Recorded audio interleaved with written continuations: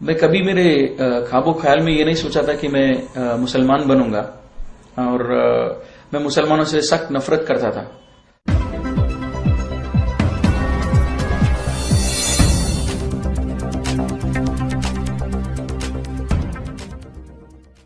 औज़ुबिल्लाहि मिनश्शैतानिर्रजीम बिस्मिल्लाहिर्रहमानिर्रहीम। अस्सलामु अलैकुम व रहमतुल्लाहि व बरकातुहू। Dear brothers and sisters, I welcome all of you with Islamic greetings. May peace and mercy of Allah subhanahu wa ta'ala and blessings of Allah be on you. Rabbi shrah li sadri wa yassir li amri wahlul 'uqdatam min lisani yafqahu qawli. Allahumma tahhir qulubana minan nifaq wa amalina minar riya. I would like to introduce myself before I share my story, how I embraced Islam. My name is Muhammad Umar Rao. I come from the background of Brahmin family, a sect in the Brahmin known as Vaishnavas or Madhvas. So I am from that particular sect. And I was also ex-RSS member of about 1 or 2 years. And my birthplace was Mysore till my 10th standard, and then we migrated to Bangalore. And I'm only son to my parents, and I have 2 sisters. By profession, I'm a software engineer working in a telecom company. Now, to start with, how I embraced Islam, I never dreamt in my life. Actually, this talk is in Urdu, so I switch over to Urdu now after my introduction. मैं कभी मेरे ख्वाबो ख्याल में ये नहीं सोचा था कि मैं मुसलमान बनूंगा और मैं मुसलमानों से सख्त नफरत करता था और मुसलमानों से काफी दूर रहता था और कभी ये सोचा नहीं कि मुसलमान सही रास्ते में हो सकते हैं। और ब्राह्मण फैमिली भी ऐसी थी, बहुत ऑर्थोडॉक्स थे, इसके हिसाब से मैं कभी ये कोशिश भी नहीं किया कि मुसलमान लोग किस चीज पर बिलीव करते हैं। हम लोग माइग्रेट हुए मेरे 10th स्टैंडर्ड के बाद मैसूर से बैंगलोर को फॉर हायर स्टडीज, मेरे आगे पढ़ाई के लिए। तब मेरे माँ बाप ने डिसाइड किया ये एक सोर्स ऑफ इनकम एक्स्ट्रा होना चाहिए उनके काम छोड़कर। वो मेरी माँ टीचर थी और मेरे फादर जो है एक टेक्सटाइल इंजीनियर थे, केआर मिल में थे। वो जब बंद हो गया मैसूर में तो वो केएसआरटीसी में काम करते थे। इतना वो खुश नहीं थे उस जॉब से, लेकिन वो जॉब मैसूर बैंगलोर वो अप एंड डाउन करते थे, वो हमारे साथ में रहते थे। और मेरी माँ बाप ये सोचा कि उनकी जो कमाई है उससे ये काफी नहीं है कि वो हम सब बच्चों को पढ़ाएं, हम तीनों बच्चों को पढ़ाएं और बैंगलोर में मतलब और आगे बढ़ने के लिए और थोड़ा पैसा चाहिए। इसलिए उन्होंने क्या किया कि पार्ट टाइम में काम करना या पार्ट टाइम में इन्वेस्ट करना उन्होंने सोचा। जो उनके पास पैसा था उन्होंने ये पार्ट टाइम एक दुकान में इन्वेस्ट करने के लिए सोचा। और एक मराठी बिजनेसमैन थे, उनसे उन्होंने मिला और उन्होंने जब पार्ट टाइम ऐसा कुछ करना चाहते, जब उन्होंने बताया ऐसा, तो उस मराठी शॉप ओनर ने एक मुसलमान शॉप ओनर थे राजाजी नगर में, उनसे मिलवाया। तो मेरी माँ ने बताया, मेरे माँ बाप मेरे अंकल थे, उनको बताया कि हम एक काउंटर आपके दुकान में, हमारा थोड़ी चीजें हम सेल करेंगे और उसमें जो प्रॉफिट आएगा हम वो थोड़ा शेयर करेंगे।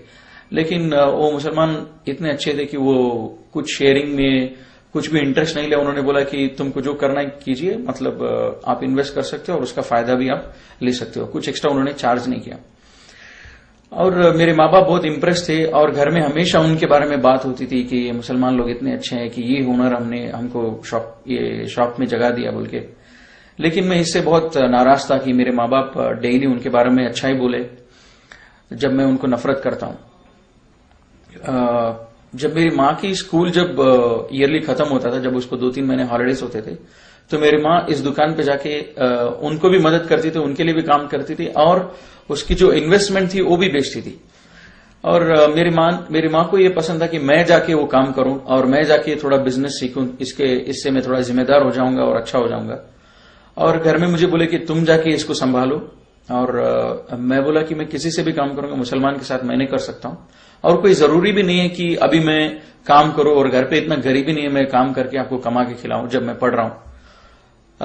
मेरी माँ ने मान लिया और मैं दूसरी जगह काम करता था 1-2 दिन के लिए, फिर बाद में छोड़ दिया और घर में रहता था ड्यूरिंग माई हॉलीडेज, जब मेरे छुट्टियां होती थी। तो फिर जब दूसरी बार मेरी माँ को छुट्टियां आई तो मेरे माँ, मेरे नानी माँ और मेरे पेरेंट्स सब मुझे बहुत इंसल्ट किए कि तुम जाके करो, तुम जाके काम करो। जब तुम्हारी माँ जाके काम कर रही है, तुम्हारे बहन जाके काम कर रहे हैं और उनकी बिजनेस वो देख रहे हैं, तुमको भी देखना चाहिए, तुम्हारे पैसा है, ऐसे घर में बैठने से अच्छा तुम जाके करो, घर की औरतें कर रहे हैं बाहर। तब मैंने सोचा कि ठीक है जाता हूं। फिर घर मैंने उस दुकान में गया, राजा जी नगर में। वो लोग बोले आप चिकपेट में हमारी मदद कीजिए, इधर आपकी जरूरत नहीं। तो उधर मैं काम कर रहा था। जब इधर मैंने काम करना शुरू किया, मुझे और ज्यादा गुस्सा आया कि इनको देखकर वहां पे हिंदू लड़कियां मुसलमान होते थे। तब मैं बहुत नफरत करता था उन लोगों को जो मुसलमान कराते थे ऐसे लोगों को। मैं सोचा ये मुस्लिम लोग इंडिया में क्या कर रहे हैं, इनको तो जगह पाकिस्तान में है, ये लोग हमारे हिंदुओं को क्यों कन्वर्ट कर रहे हैं। तो फिर बहुत गुस्सा था, बहुत झगड़ा करता था उनसे। फिर ऐसी ये जब हो रहा था, वो शॉप के ओनर जो थे वो बैंगलोर में नहीं थे, वो कहीं और थे, बॉम्बे में थे। और इसी आर्ग्यूमेंट में उन्होंने थोड़ी चीज बताई। फिर बाद में उन्होंने बोला कि आप कुरान पढ़ो, कुरान से आपको कुछ समझ में आएगी, एक किताब है। फिर बाद में मैं सोचा कि अच्छा मैं इनको सिखा। अब मैं हिंदू लड़कियों को जब पूछा तुम लोग क्यों इस्लाम में, वो लोग कुछ आंसर नहीं करते थे। वो इतना ही बोलते थे कि ये सच है इसलिए हम आ गए, या ज्यादा वो बोलते नहीं थे। और मैं सोचा कि अब आप लोग, ये लोग तो अनएजुकेटेड हैं, मैं ब्राह्मण फैमिली से हूं और मैं समझता हूं हिंदुइज्म क्या है बराबर, और मैं इनको एक सबक सिखाऊंगा, मैं इनको हिंदुइज्म सिखाऊंगा ताकि हम भी सच हैं। तब मैं हिंदुइज्म और ज्यादा गौर से देखने लगा कि हिंदुइज्म में है क्या। और मीन टाइम कुरान भी मैं पैरेलली कुरान भी पढ़ रहा था। थोड़े मैं एनालिसिस किए, थोड़े भगवान की एज पर हिंदू बिलीफ वो क्या करते थे, उनकी क्या हिस्ट्री है, उनकी क्या बैकग्राउंड है, उनकी क्या ये है। उसके बाद मैं क्रिश्चियनिटी भी पढ़ा, फिर बाद में मैं इस्लाम कबूल किया। तो वो एनालिसिस मैं आपको बता रहा हूं। अभी पहले जो थे, जब मैं आरएसएस मेंबर था, हमको डेली सुबह में ये बोलते थे कि राम मंदिर हमारा है, कश्मीर हमारा है, तो ये सब होता था। फिर बाद में मैं सोचा कि राम मंदिर, जब वो बोल रहे कि राम हमसे ज्यादा, सबसे ज्यादा पावरफुल भगवान है, तो उसके बारे में थोड़ा एनालिसिस किया। राम जो है वो एक जो किंग बोलते हैं, जिसको बोलते हैं राजा, वो राजा के घर में पैदा होता है और उसकी 7 बीवियां होते हैं उस राजा को। और 7 बीवियों में एक बीवी के बेटे होते हैं राम। और कुछ फैमिली मिसअंडरस्टैंडिंग से इस भगवान को, जो आज पर हिंदू बिलीफ, इसको घर से बाहर निकाल देते हैं और उसको बोलते हैं वनवास। एक 14 ईयर्स ये वनवास को भेजते हैं जंगल में। इस टाइम पे क्या होता है, रावण एक राक्षस है और वो राक्षस राम की वाइफ को किडनैप करना चाहता है। और जब ये प्लान बना रहा है, राम को ये मालूम भी नहीं कि मेरी वाइफ को कोई किडनैप करने के लिए प्लान कर रहा है। और राम को ये मालूम नहीं हो रहा है कि इस बात राम को मालूम ही नहीं हो रहा है। तो मैं सोचा कि भगवान को अगर उसको मालूम ही नहीं हो रहा है, उसके घर वालों पर अटैक हो रहा है, तो उसको क्या मालूम रहेगा मेरे ऊपर क्या मुसीबत आएगी, मुझे कैसे बचाएंगे। तो इसलिए मैं और आगे जब स्टोरी देखा रामायण, और रामायण जब पढ़ा, यहां तक आती है कि रावण प्लान बनाता है और उसके काम वालों को बोलता है तुम जाके उसके सामने एक हिरन बन जाओ। जब तुम हिरन बन जाओगे, राम और लक्ष्मण जो है तुम्हारे पीछे भागेंगे, और जब तुम्हारे पीछे भागेंगे तुम ज्यादा दूर भागो, और जब राम और लक्ष्मण जब ज्यादा दूर चले जाए घर से, तब मैं जो है मैं आके सीता को किडनैप करूंगा। तो ये ऐसा ही होता है। और राम को ये 1% भी इसका मालूमात नहीं होता है। और ये मैं सोचते रहता था, ये भगवान कैसा हो सकता है, उसके घर वालों के ऊपर कोई अटैक कर रहा है और उसके घर वालों को कोई किडनैप कर रहा है, लेकिन इसको मालूम भी नहीं हो रहा है। और ऐसे ही आता है, रावण की काम वाला जो है वो हिरन बन जाता है, राम उसके पीछे भागता है, लक्ष्मण भी उसके पीछे भागता है, ये बोलकर ये लक्ष्मण रेखा है, इसको पार मत करो। और वो दोनों भागते हैं। अभी इसके टाइम पे क्या होता है, रावण जो है एक भिक्षुक, जो बोलते हैं ये भीख मांगने वाले के वेश में आते, वो उसको सीता को बुलाता है कि मुझे कुछ चाहिए। अब सीता जब बाहर आती है, वो बोलती है मैं ये रेखा से आगे नहीं आ सकूंगी। फिर उनके बाद में डिस्कशन होता है और रावण बोलता है कि आप बाहर आके देना चाहिए कि मैं कोई भिक्षुक नहीं हूं, लेकिन मैं एक अच्छा भिक्षुक हूं। तो सीता उस लक्ष्मण रेखा से पार करती है। पार करके जो है जब जाती है, रावण उसको किडनैप करता है। जब वो किडनैप कर रहा होता है, तब भी राम को और लक्ष्मण को मालूम नहीं होता कि मेरी बीवी मेरे घर पे अकेली है और उसको कोई किडनैप कर रहा है। हाँ, जब किडनैप हो रहा है तभी भी सीता अपने आप को बचाने की भी कोशिश नहीं करती है। वो बहुत मजबूर होती है और वो रावण किडनैप करता है, वो लेके चले जाता है। इसके बाद जो है राम उसको तलाशने के लिए, वो उसको कौन किडनैप किया, उसको वापस लेके आने के लिए वो कितने साल लगा देता है। और ये हनुमान जिसको बोलते हैं, ये उनको बोलते हैं वानरू बोलते हैं कन्नड़ा में, इंग्लिश में उसको बोलते हैं मंकीज। उनकी मदद से, ये बंदरों के मदद से वो कितने सालों के बाद सीता को वापस लेके आता है। और मेरे दिमाग में यही बात आता था, अगर राम सच्ची में भगवान है तो उसको इन वायुसेना की क्यों इनकी क्यों जरूरत है? ये वानरों जिसको बोलते हैं बंदर, इसकी क्यों जरूरत है? ये खुद जाके लेके आ सकता है। अगर ये भगवान है तो इसकी कोई जरूरत नहीं कि इसको किसी और की मदद की जरूरत नहीं, भगवान खुद अपनी काम कर सकता है। लेकिन इसकी वाइफ को लेके आने के लिए ये बंदरों की मदद से लेके आता है। फिर भी लेके आने के बाद सीता को बोलता है कि मैं तुम पर लोग तुम पर शक कर रहे हैं, तो इसीलिए तुमको एक टेस्ट करना पड़ेगा, तुम पे एक टेस्ट किया जाएगा, जैसे इसको बोलते कन्नड़ा में अग्नि परीक्षा। वो अग्नि परीक्षा मतलब ये एक आग से तुमको जाना पड़ेगा। जब तुमको हार्म कुछ नहीं होता इसका मतलब तुम प्योर हो। तो वो आग से निकलती है, फिर बाद में राम उसको कबूल करता है, वो एंड है। तो मैं सोचता था राम हिंदू के हिसाब से वो एक भगवान है और सीता भी एक भगवान है। जब भगवान एक दूसरे के ऊपर भरोसा नहीं करते हैं तो ये बात कुछ समझ में नहीं आती, भगवान के ऊपर क्यों भरोसा नहीं करता है। तो फिर मुझे ये लगा कि एक स्टोरी है। अब जब कुरान पढ़ रहा था, मेरे नानी को और मेरे माँ बाप को जब पूछता था रामायण जो है इसको कौन हमको दिया, रामायण किसने दिया हमको, तो वो बोलते थे रामायण लिखा हुआ है एक ऋषि से, वाल्मीकि जो बोलते हैं वो ऋषि ने लिखा है रामायण। तो ये मैं सोचता था मेरे नानी बोल रही है रामायण लिखा हुआ है। जब मैं उसको पूछा कुरान क्या है, वो बोलती थी कुरान जो है मुसलमानों के ऊपर उसके भगवान ने उनको दिया है, ये कोई लिखा नहीं है, भगवान ने दिया है। तब मैं सोचा नेचुरली जब ये किताब जो भगवान से है वो ज्यादा पावरफुल रहेगी, जो किताब लिखी हुई है वो ज्यादा वीक रहेगी। तो मैं सोचा भगवान से है कुरान, इसका क्या प्रूफ है। तो मैं तलाश करने लगा और भी एनालिसिस किया, जैसे गणेश है, और गणेश की जब मैं एनालिसिस किया, गणेश भगवान हम इसको मानते हैं जब मैं हिंदू था। अभी पार्वती जिसकी पत्नी है, ईश्वर शिवा जिसको बोलते हैं, ईश्वर एक जो मोस्ट पावरफुल गॉड है, एक मोस्ट पावरफुल सबसे ताकतवर भगवान है। और ये ईश्वर की पत्नी है पार्वती। ईश्वर इतना ताकतवर है, अगर वो तीसरा आंख भी खोल देगा तो वो दुनिया भस्म हो जाएगा, ऐसा सब बिलीफ है। तब तो ऐसी ताकतवर भगवान की ये पत्नी है पार्वती, और वो भी भगवान है, गॉडेस बोलते हैं इंग्लिश में उसको।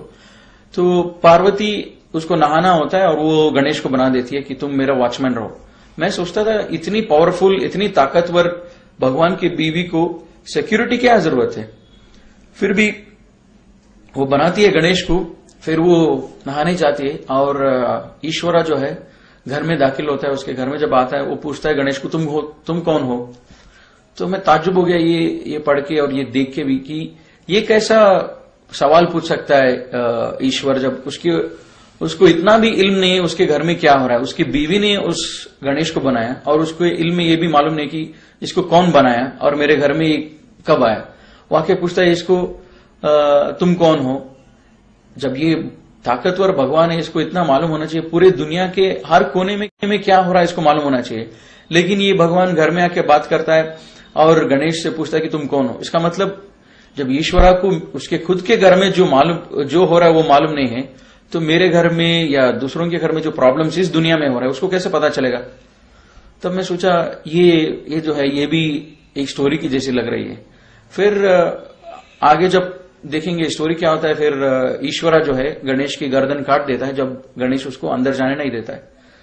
उस टाइम पे पार्वती आती है और पूछती है कि तुमने ऐसा क्यों किया, ये मेरा बेटा है और इसको वापस जिंदा करो। और ईश्वरा बोलता है मैं इसको जिंदा नहीं कर सकता हूं क्योंकि मैंने उसको काट दिया है।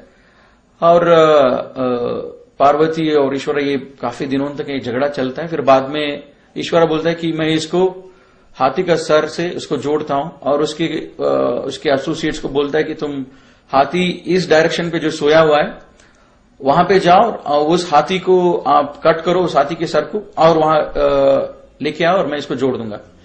अब लेके आते और उसको जोड़ देता है। अब मैं सोचा ये क्या लॉजिक है, उसी सर को ज्यादा आसानी से जोड़ सकता है, हाथी के सर को क्यों जोड़ा जब जान नहीं दे सकता हूं बोल के, फिर बाद में हाथी के सर से क्यों उसको जान वापस दिया।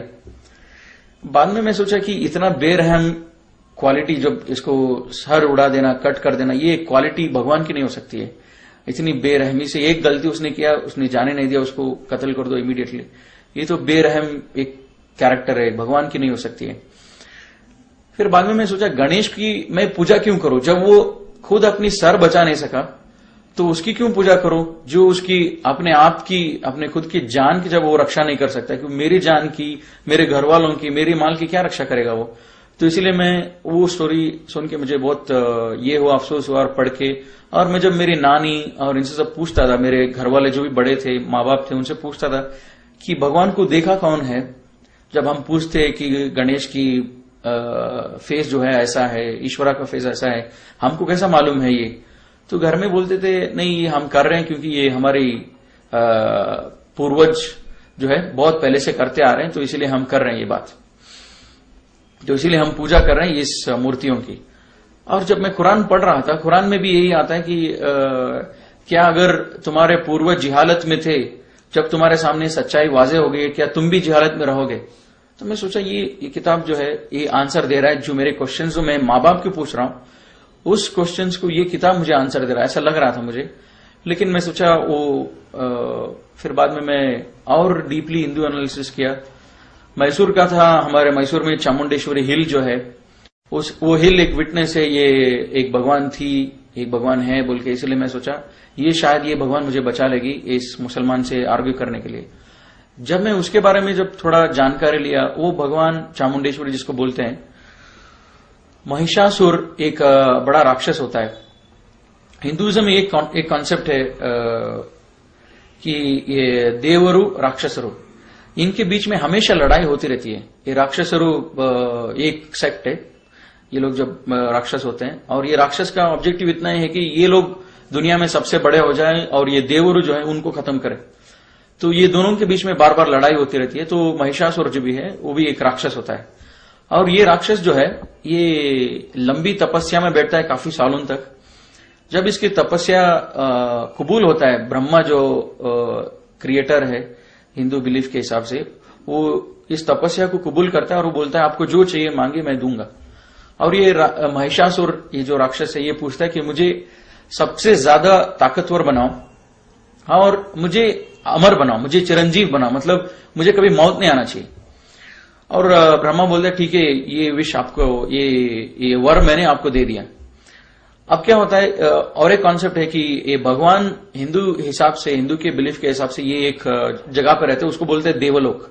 और जो राक्षस रहते हैं उनका अलग जगह होता है, और मानव जो बोलते हैं मनुष्य और ये ह्यूमन बींग जो बोलते हैं उनका जगह है ये दुनिया।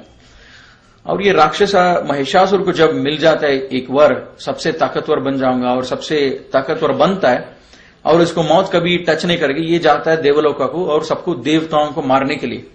मैं सोचता था कि ये कैसा कॉन्सेप्ट है, ये राक्षस तपस्या में बैठा, एक इबादत में बैठा इतने साल तो, और इतने साल के बाद उसने भगवान से वर मांगा कि मुझे ताकतवर बनाओ, और उसको भगवान ने वर दिया।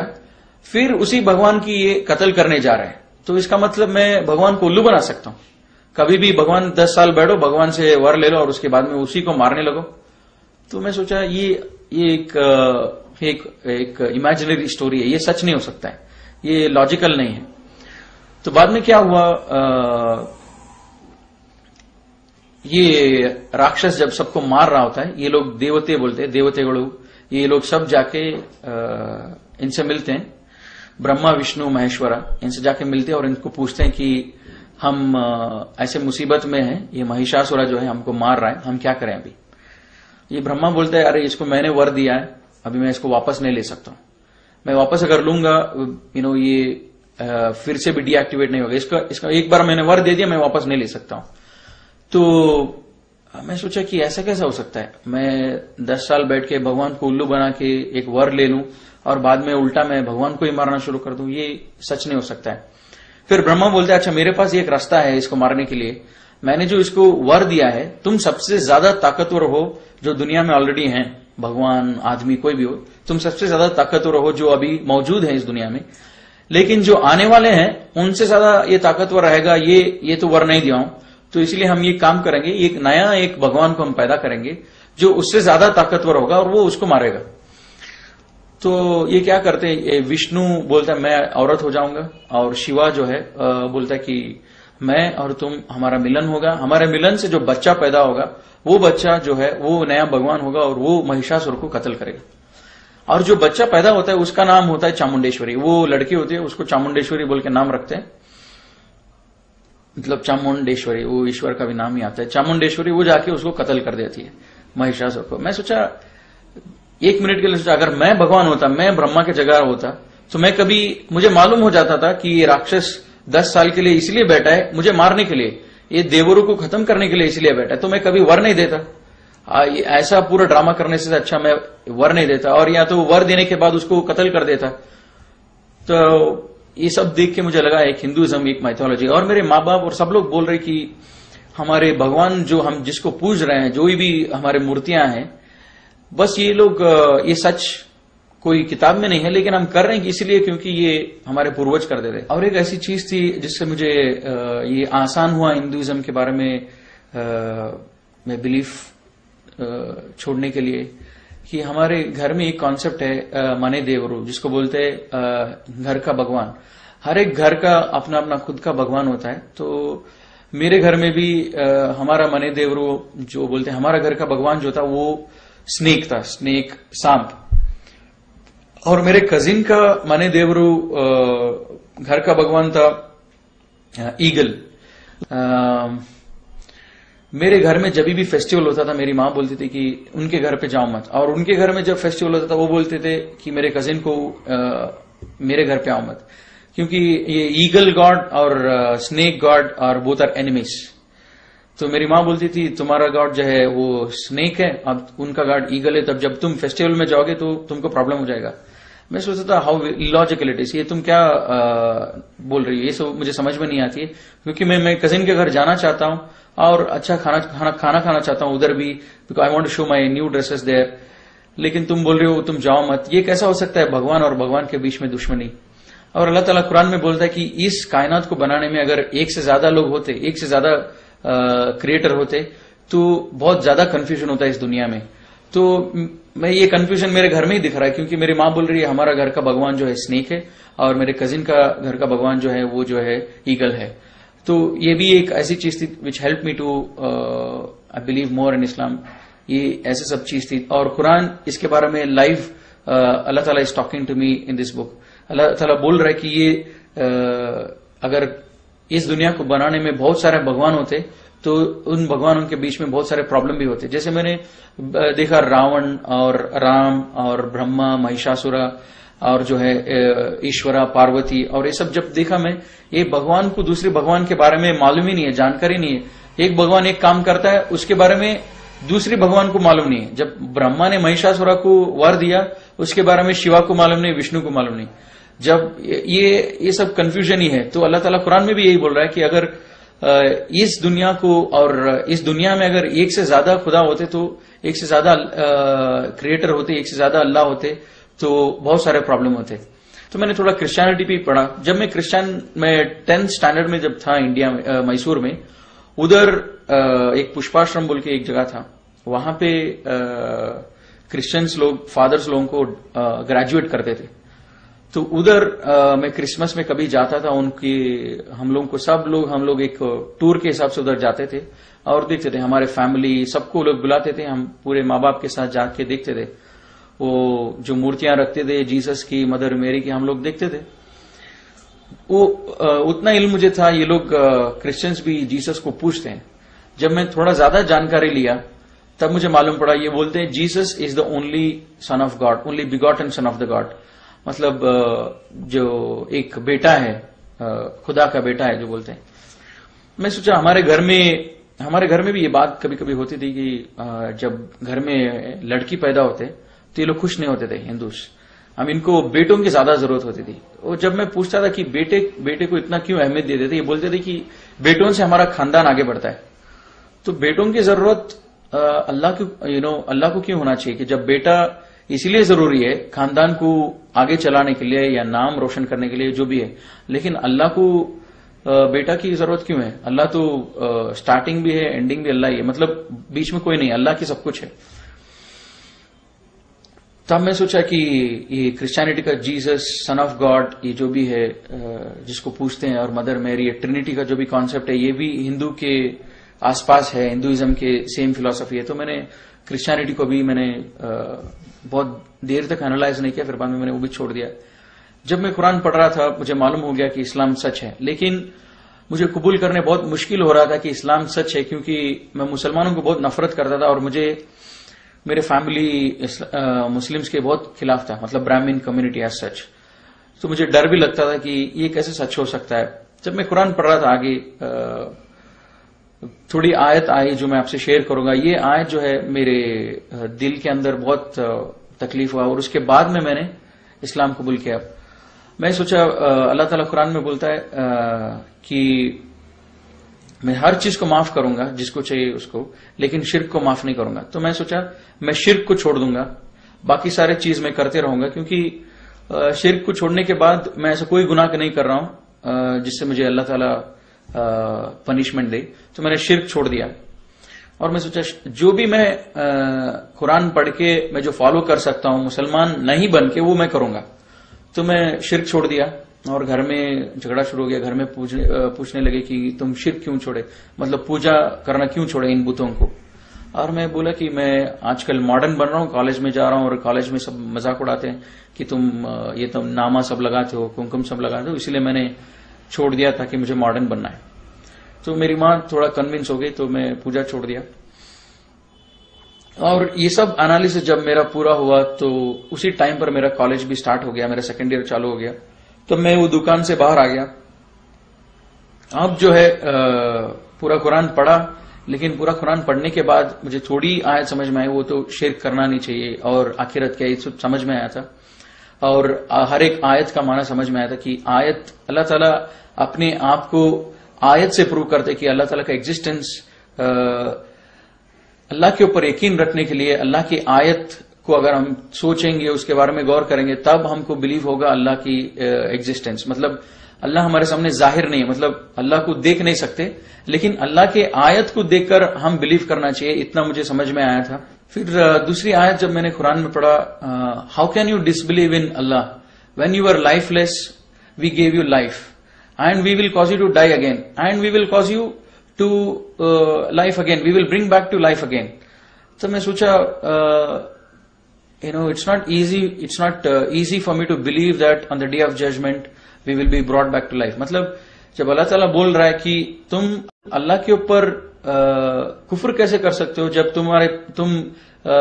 तुम नहीं थे और बाद में तुमको अल्लाह ने एक लाइफ दिया, फिर बाद में अल्लाह तुमको मौत देगा, फिर उसके बाद में अल्लाह तुमको फिर से वापस जिंदगी देगा, खड़ा करेगा आखिरत के दिन। तो मैं सोचा हाँ ये सच है, अल्लाह ताला जो बोल रहा है ये सच है। क्यों 18-20 ईयर्स बैक मेरा एग्जिस्टेंस ही नहीं था, I was not there before I was born. लेकिन ये धरती तो था, मेरे पैदा होने से पहले सेंचुरीज के हिसाब से ये धरती चल रही थी। लेकिन अभी ऐसा कैसा हो सकता है कि how I disbelieve in Allah. Allah says you are lifeless. हाँ मुझे 20-25 years back I was lifeless, मैं नहीं था इस धरती पे। फिर बाद में Allah gave me life, yes Allah gave me life, then afterwards he will cause me to die, we know that we will die, और मैं एक दिन मरूंगा, फिर अल्लाह will bring back me to life again on the day of judgment and हाँ अल्लाह मुझे फिर से जिंदगी देंगे आखिरत के दिन। जब ये दोनों सच है, मैं जिंदा नहीं था मेरे पैदा होने से पहले, फिर अल्लाह ने मुझे जिंदा किया, अल्लाह ने मुझे लाइफ दिया, फिर मुझे मौत भी देगा अल्लाह ताला, ये दोनों अगर सच है तो तीसरी चीज भी सच है। और this help me to believe in the day of judgement. At the same time हमारे हिंदुइज्म में ये कॉन्सेप्ट है कि पुनर्जन्म जो बोलते हैं कि अगर मैंने ऐसी कोई गलती की है, जो बड़ा गलती अगर मैंने किया, मैं कुत्ता हो जाऊंगा या तो पिग हो जाऊंगा या तो फिर इंसेक्ट हो जाऊंगा या तो फिर बर्ड हो जाऊंगा। मैं सोचा अगर मुझे कुत्ता पसंद नहीं है, मुझे कुत्ता होना पसंद नहीं है, मैं कुछ भी हो सकता हूं लेकिन कुत्ता होना पसंद नहीं है, पिग होना मुझे पसंद नहीं है, तो मैं क्या काम करूं जिससे मैं कुत्ता होना बच जाऊं या पिग होना बच जाऊं। ये दोनों चीज मैं बनना नहीं चाहता हूं, ये दोनों चीज से मैं कैसे बचूं पुनर्जन्म में। मैं सोचता था इसके बारे में। There is no way it communicates, मतलब ऐसा कोई कम्युनिकेशन नहीं है इनके बीच में मुझे मालूम होने के लिए। अगर मुझे मालूम होना चाहिए ये कुत्ता क्यों बना है, ये कुत्ता ऐसे क्या गुनाह किया है, एक इसका प्रीवियस लाइफ जो था वो एक मनुष्य जन्म था, लेकिन अभी इस जन्म में जो है ये कुत्ता है। इसने क्या गुनाह किया है, ये कुत्ता बना है, मुझे मालूम होना चाहिए ताकि मैं वो गुनाह नहीं करूंगा, मैं वो मिस्टेक्स नहीं करूंगा। लेकिन अल्लाह ताला कुरान में बोलता है कि there is life after which is either hell or heaven, nothing in between.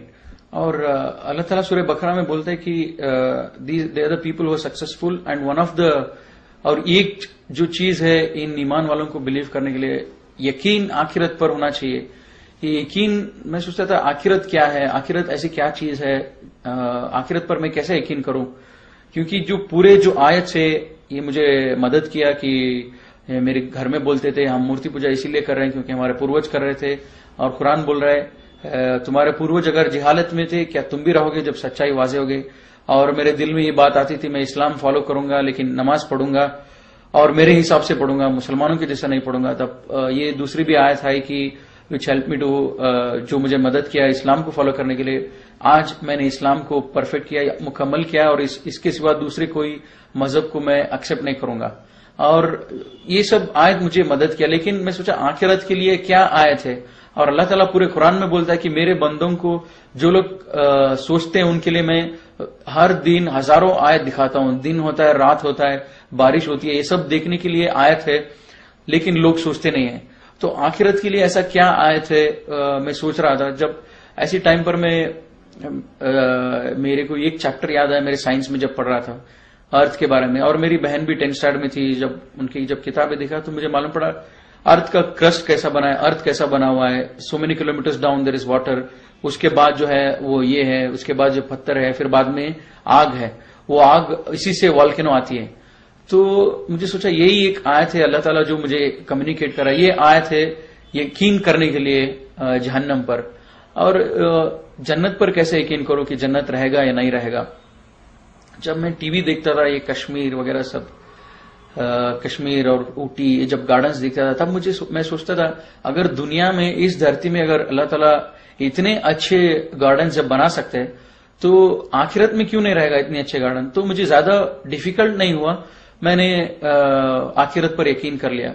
फिर कभी कभी मेरे दिल में ये भी ख्याल आती थी कि क्या ये सब कुछ साइंस से तो नहीं है, ये सब कुछ हम अल्लाह भी नहीं है, ये हिंदुइज्म भी रॉन्ग है, क्रिश्चियनिटी भी रॉन्ग है, ये सब कुछ साइंस से तो नहीं है, मतलब कोई भगवान ही नहीं, ये सब हुआ अपने आप हो गया। तो कभी कभी मेरे दिल में ये भी ख्याल आता था। जब मैं सोचता था उसके बारे में, वो बिग बैंग थ्योरी ऐसा है कि टू समराइज, मतलब सिंपल वे, कि एक वो फायर बॉल था, आग का बॉल था, और वो जब डिस्ट्रॉय हुआ वो ये दुनिया और ये रिवर्स स्काईज ये सब फॉर्म हो गए। तो ये बिग बैंग थ्योरी इन ए नटशेल ये जब बोलती है। जब मैं सोचा एक रबर बॉल अगर टूटता है, डिस्ट्रॉय होता है, तो रबर के पीसेस नजर आएंगे, कुछ ज्यादा नजर नहीं आएगा रबर बॉल से ज्यादा। उसी हिसाब से अगर एक फायर बॉल, एक आग का बॉल भी अगर डिस्ट्रॉय होता है तो आग ही दिखना चाहिए हर जगह। ऐसे कैसे कि पानी भी है धरती में और ग्रीनरी भी है और हमारी लाइफ है, ये साइंस भी थोड़ा it was not helping me. तो मुझे मालूम पड़ा कि ये साइंस जो है एक चीज बता रही है, लेकिन it is not only because of big bang theory. लेकिन अल्लाह ताला बोलता है पूरे क्रिएशन कैसे हुआ इन कुरान में, तो वो अल्लाह ने आंसर दिया। अब जब मेरा कॉलेज स्टार्ट हुआ तब मैं पूरा फुल टाइम उस दुकान में नहीं जाता था, लेकिन सैटरडे संडे उस दुकान में जाता था, क्योंकि उस ओनर से भी अच्छी दोस्ती हो गई थी। वो उनका बिहेवियर अच्छा था, जब हमारा सैलरी टाइम पे देते थे, ज्यादा चीटिंग नहीं करते थे मेरे माँ के बिजनेस में, और हमको सब मदद करते थे, और जो भी दुकान में थे उन सबकी मदद करते थे जब जरूरत हो। तब मैं सोचा उनसे मिलने के लिए जाऊंगा। हर सैटरडे संडे जाता था, और जब भी जाता वो बिजी रहते थे उनके काम में, और मैं कुरान पढ़ता था। जब कुरान पढ़ता था नेक्स्ट टाइम जब गया मैं, और हमेशा जब भी मैं कुरान पढ़ने फिर से शुरू करता, मुझे डर लगता था लास्ट टाइम मैंने पढ़ा नहीं बराबर, तो फिर से शुरू करता था कुरान पढ़ने बिगिनिंग से, सूरह फातिहा, सूरह बकरा, फिर से शुरू करता था। जब फिर से शुरू किया कुरान में, एक आयत ऐसा आया सूरह बकरा में, this is the book of which this is the book from your lord on which there is no doubt, and this is a guidance for those who are conscious and who have the faith in Allah and faith in unseen, and who have faith in the hereafter, and तो ये आयत एक 6 आयत थी, उससे मुझे डर लग रहा था और मैंने नमाज पढ़ना शुरू किया। वो 6 आयत था, one is we should believe in we should have the consciousness and we should believe in the unseen which is Allah सुब्हानहू व तआला जो दिखते नहीं है, और एंजल्स और आखिरत उस पर। और दूसरी चीज वो है कि एस्टैब्लिश प्रेयर, और चौथी चीज believe in what is revealed on prophet Muhammad सल्लल्लाहु अलैहि वसल्लम and what was revealed before him. जो प्रॉफिट सल्लल्लाहु अलैहि वसल्लम के ऊपर नाजिल हुआ और उनसे पहले जो नाजिल हुआ उसके ऊपर ईमान लेके आना, ये थी। और जो हमने दिया है आपको उससे खर्च करो, मतलब जकात दो वगैरह, सदका करो। एंड फाइनल चीज था कि आखिरत पर यकीन रखने वाले ये लोग हैं जो रियली सक्सेसफुल हैं, और ये लोग ट्रू गाइडेंस पर हैं, ये लोग जो है सही हिदायत पर हैं। इसीलिए जब ये आयत पढ़ा तब मुझे लगा कि ये आयत के हिसाब से मैं सक्सेसफुल नहीं हूं, कि मैंने शिर्क छोड़ दिया। लेकिन ये आयत बोलता है कि who are conscious and who believe in unseen and वो स्टेडफास्ट इन द प्रेयर, वो एस्टैब्लिशिंग द प्रेयर्स। अब बाकी चीज जकात ये सब तो मेरे लिए इंपॉर्टेंट नहीं था, मतलब मैं उसका एलिजिबल नहीं था। तो मुझे अब जरूरी है कि मैं प्रेयर को एस्टैब्लिश करूं, मतलब मेरे नमाज जो है इसको शुरू करूं। और मैं 2 दिन हो गया मैं घर चला गया और मैं सोचता रहा मुझे अभी प्रेयर पढ़ना है, कैसे पढ़ना है वगैरह सब। अब मैं इन लोगों से मिला जो ऑलरेडी मुसलमान हुए थे, उनसे पूछा कि तुम लोग कैसे नमाज पढ़ते हो। वो लोगों ने एक डायरी दिखाया, ब्लैक डायरी, हम कन्नड़ा में लिखे, इससे सीखे, हम इससे नमाज पढ़ना शुरू किया। तब मैं भी नमाज पढ़ना शुरू किया जब वो लोग जैसे कर रहे थे। लेकिन नमाज पढ़ने से पहले मैंने ये सूरा जब कोशिश किया पढ़ने के लिए, बहुत मुश्किल हो रहा था मुझे। अल्हम्दुलिल्लाह बोलने के लिए भी मुझे बहुत तकलीफ होता था, क्योंकि ये अरबिक जबान इतना आसान नहीं था मुझे बोलने के लिए। तो काफी टाइम लगा ये सूरा सीखने के लिए। जब सूरा सीखता था बीच में मुझे कभी कभी ये ख्याल भी आता था कि मैं मुसलमानों के जैसा नमाज क्यों पढ़ूं। मैं नमाज पढ़ूंगा मेरे हिसाब से पढ़ूंगा, मेरे हिसाब से मैं नमाज पढ़ूंगा, मेरे हिसाब से मैं अल्लाह से मांगूंगा, अल्लाह से इबादत करूंगा, इनकी जैसा क्यों करूं। और ये अरबिक मुश्किल भी है, तो मैं सोचा मैं इंग्लिश में पढ़ूंगा, नहीं तो कन्नड़ा में पढ़ूंगा, पूरे ट्रांसलेशन है, तो अरबिक में क्यों पढ़ना चाहिए। तब मैं ये सोचा, थोड़े दिन मैं सोचा अच्छा ठीक है ऐसे ही करते हैं। तो मैं जब फिर से जब गया नेक्स्ट सैटरडे संडे उधर कुरान पढ़ने के लिए, तब सूरह इमरान में मुझे एक आयत आती है, today we have perfected this religion and we have chosen Islam for you. Apart from this religion, no other religion is accepted, and anybody else follows other than this, they are thrown to hellfire. मुझे डर लगने लगा कि पहले दिन मैंने decide किया मैं शिर्क नहीं करूंगा, और जब नेक्स्ट टाइम जब कुरान पढ़ा ये बोल रहा है कि एस्टैब्लिश प्रेयर। अब मैं एस्टैब्लिश प्रेयर करने सोच रहा था। जब एस्टैब्लिश प्रेयर करने के लिए जब पूरे सूरा जब पढ़ रहा था, इतना मुश्किल हो रहा था, मैंने सोचा मेरे हिसाब से मैं नमाज पढ़ूंगा। अब कुरान बोलता है मुझे Islam is the only religion which is accepted. तो मुझे धीरे धीरे डर लगने लगा और ये यकीन आता रहा कि ये किताब जो है एक आदमी लिख नहीं सकता है। जो मेरे दिल के अंदर जो स्ट्रगल हो रहा है, मेरे दिल के अंदर जो दिन रात मैं सोच रहा हूं कि ये सच है, ये सही है, अच्छा ऐसा करूंगा वैसा करूंगा, ये जो हो रहा है उसके जवाब जो है ये कुरान में मुझे मिल रहा है। और मैं ये बात किसी से बोल नहीं रहा हूं, ये इसका जवाब मुझे कुरान से मिल रहा है। मेरे जिसके दिल के हालत पर कुरान मुझे कमांड कर रहा है कि ये सही है, ये गलत है। तो मुझे डर भी लगने लगा और यकीन होने लगा कि इस किताब को एक आदमी नहीं लिख सकता है। मुझे जो भी बनाया हो, जो बनाया है, मुझे जो बनाया है वही इस किताब को नाजिल कर सकता है। तब मुझे यकीन आने लगा ये किताब जो है अल्लाह की तरफ से है।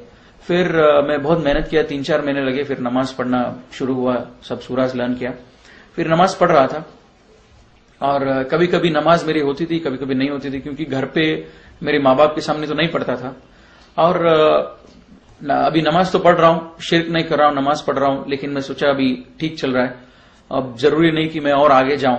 तो मैं सोचा अभी मेरा पढ़ाई कंप्लीट कर लेता हूं, मैं इंजीनियरिंग फिनिश करता हूं, फिर बाद में मैं एमबीए करूंगा, उसके बाद में मैं इस्लाम कबूल करूंगा। तब तक मैं इस्लाम नहीं कबूल करूंगा, तब तक मैं शिर्क छोड़ूंगा और नमाज पढ़ूंगा। ये दो से ज्यादा मैं आगे नहीं बढ़ूंगा।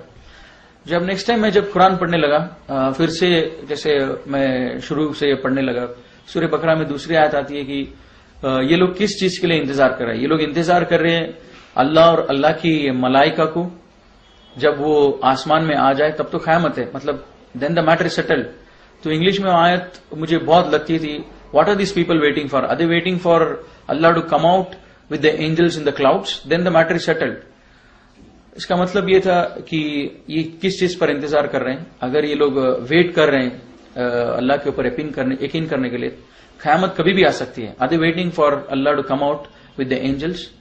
तो अब मुझे और डर लगता था कि जब मैं नमाज पढ़ना शुरू किया, कुरान बोल रहा है कि मुझे किस चीज के लिए इंतजार कर रहा हूं, और मैं अंदर ही अंदर ये प्लान किया था मैं इंजीनियरिंग पढ़ूंगा, एमबीए करूंगा, उसके बाद में मैं घर से बाहर आऊंगा। जरूरत नहीं था घर से बाहर आने के लिए, लेकिन घर के अंदर भी तो नहीं कर सकता था। एक मुझे मालूम था मुझे घर से बाहर आना है, तो मैं सोचा अभी मुझे और ज्यादा स्टेप्स लेना पड़ा। और मैं कुरान पढ़ते रहा और मैं घर पे नमाज पढ़ते रहा। मैं सोचा कि मुझे एक रास्ता निकालना चाहिए कि इस्लाम कंप्लीटली फॉलो करने के लिए। और बार बार अल्लाह ताला कुरान में बोलता है कि इस्लाम में पूरे के पूरे दाखिल हो जाओ। और मुझे मालूम था कि मैं पूरा दाखिल नहीं हूं, क्यों? मैं शिर्क छोड़ दिया और नमाज पढ़ रहा था बस, और बाकी जो भी इस्लाम की अहकामात है वो नहीं कर रहा था। जुमा को मस्जिद में नहीं जा रहा था, और रोजा जब रखता था कभी कभी रखता था, कभी कभी नहीं रखता था। तो मुझे मालूम था कि मैं इस्लाम में कंप्लीटली नहीं हूं, मुझे कंप्लीटली आने के लिए कुरान बोल रहा है, अब मुझे कंप्लीटली आना चाहिए। फिर बाद में पहला रमजान आया, मैं पहले रमजान में अल्हम्दुलिल्लाह पूरे के पूरे रोजा रखा। फर्स्ट 2 डेज शायद छूट गया होगा, पूरे के पूरे रोजा रखा। और मेरे घर में बहुत झगड़ा होती थी कि माँ को डाउट आने लग गया मैं रोजा रख रहा हूं बोल के। अब जब उसको डाउट आता था उस दिन मैं उससे बचने के लिए वो जब फोर्स करती तो उसके सामने खा लेता, तो ऐसे 2 रोजे छूट गए होंगे। फिर पहले रमजान हुआ, फिर बाद में मैं अल्हम्दुलिल्लाह थोड़ा स्ट्रांग हुआ, थोड़ा यकीन भी हुआ। अब घर पे जो बात करने लगते थे हम डेली डिनर पे, लंच पे, जब उनको बताने लगा क्यों अभी जब मेरा प्लान के हिसाब से कुछ भी नहीं होगा, मुझे अभी घर में बोलना चाहिए धीरे धीरे कि मैं इस्लाम में आ रहा हूं, तब मैं घर में बोलने लगा धीरे धीरे कि ये गलत है हम जो कर रहे हैं। फिर ये सब बोलता भी रहा, और कॉलेज में जाते, कॉलेज भी पढ़ाई भी होती थी। कभी कभी दिल में ये ख्याल भी आता था कि ये सब जरूरी है क्या? अभी मैं बच्चा हूं, अभी मैं 17-18 ईयर्स में हूं और मुझे पढ़ाई पे ध्यान देना चाहिए, ये सब जरूरी नहीं है। ये अभी ठीक है मैं शिर्क छोड़ दिया और नमाज पढ़ रहा हूं, लेकिन घर से बाहर जाना जरूरी नहीं है। मैं सब कमाऊंगा, अच्छा पोस्ट पे आऊंगा, तब जाके मैं पूरा का पूरा इस्लाम फॉलो करूंगा। ये ख्याल भी आता था। कभी नमाज के लिए भी इरेगुलर हो जाता था, जब घर में नमाज पढ़ने की अपॉर्चुनिटी भी जब होते थे वो नमाज छोड़ देता था कोई भी बहाना लेके। फिर बाद में कभी भी हॉलीडेज आता, सैटरडे संडे, फिर वो दुकान में जाता, कुरान पढ़ता था। जिससे बिगिनिंग से जब पढ़ता था वो कुरान में आता था कि सूरह बकरा में there are people who say we believe in Allah in the last day and they are deceiving Allah. They think they are deceiving Allah and the believers, but they are not deceiving anybody else. They are deceiving themselves. इसका मतलब ये कि थोड़े लोग हैं जो बोलते हैं कि हम अल्लाह पर ईमान रखते हैं और आखिरत पर ईमान रखते हैं, लेकिन वो हकीकत पे ईमान नहीं रखते हैं। वो बस एक मजाक कर रहे हैं, एक धोखा दे रहे हैं अल्लाह और अल्लाह के बंदों को। लेकिन ये धोखा किसी और को नहीं, अपने आप को धोखा दे रहे हैं। तब मैं सोचता था कि क्या ये आयत मेरे लिए है क्या, कि क्या मैं अल्लाह को धोखा दे रहा हूं, क्या मैं अल्लाह के बंदों को धोखा दे रहा हूं?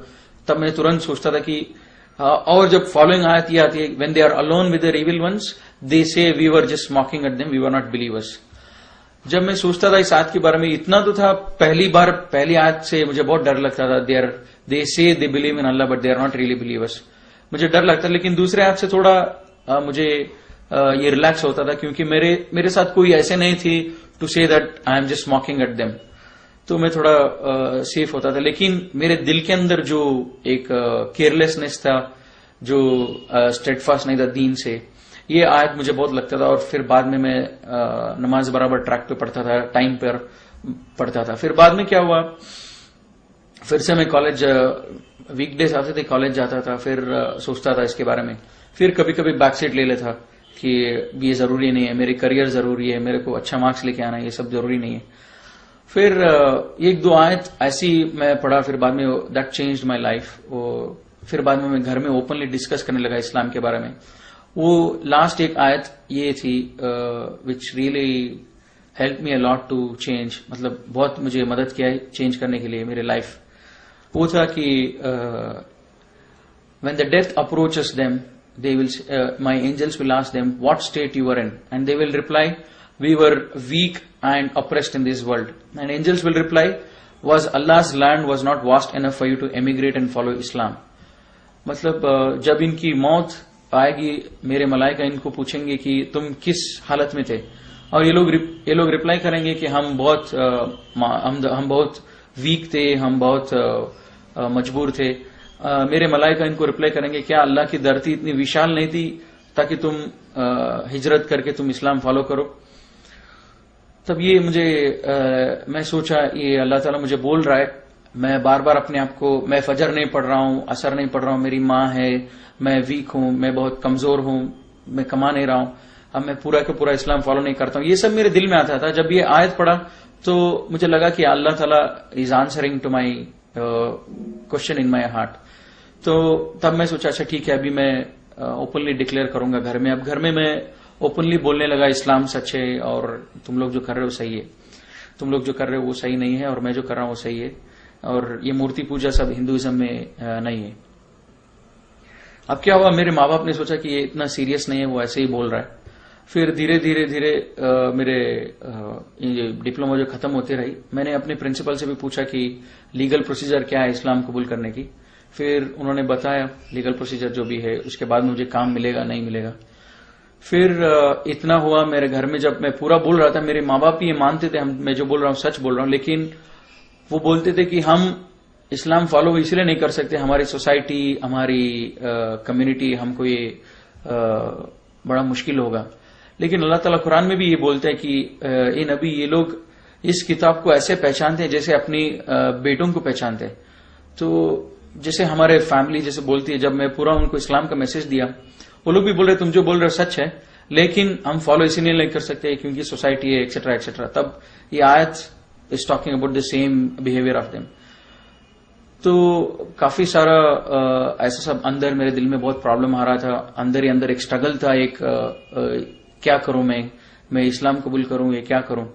लेकिन मन ही मन मेरे दिल ये बोल रहा था कि इस्लाम सच है, और मैं मानने के लिए रेडी नहीं था क्योंकि माँ बाप और ये सब वगैरह। जब ये आयत पढ़ा, what state they were in, what state you are in when you know we will be asked when I am in my death bed and I will say I am weak and oppressed. तो ये आयत जो है ये मुझे बहुत लगा। इसके बाद में मैं डेली दुआ करने लगा अल्लाह से कि मुझे एक अपॉर्चुनिटी मिल जाए जिससे मैं घर छोड़ दूं और इस्लाम कंप्लीटली फॉलो करूं। और डेली घर में झगड़ा होता था, और एक बात पर बहुत सीरियस झगड़ा हुआ माँ से, और माँ बोली घर छोड़ के तुम चले जाओ, तुम आजकल हमारी बात नहीं मानते हो। और मैं सोचा भाई यही एक अपॉर्चुनिटी है, मैं घर छोड़ूंगा और इस्लाम पर फॉलो करूंगा। अब मैं घर छोड़ने के लिए रेडी हो रहा था, मेरी बहन भी बोली मैं भी इस्लाम कबूल करना चाहती हूँ। मैं जब घर में सब लोगों को ये समझा रहा था इस्लाम क्या है, तो मेरी बहन समझी, वो बोली कि मुझे यकीन है तुम जो बोल रहे इस पर, और ये राइट है, तो इसलिए मैं भी इस्लाम में आना चाहती हूँ। फिर बाद में वो इस्लाम कबूल करी, तो फिर वो भी मेरे साथ आ गए। हम लोगों ने घर छोड़ा। Abdullah about 9 years now I have embraced Islam, Allah से grace and mercy. So this is all my story about how I embraced Islam. अस्सलाम वालेकुम व रहमतुल्लाहि व बरकातहू। अगर आपको हमारी ये वीडियो पसंद आई है तो हमारी इस वीडियो को ज़रूर लाइक कीजिए और हमारे इस चैनल को सब्सक्राइब कीजिए आने वाले हर वीडियो की नोटिफिकेशन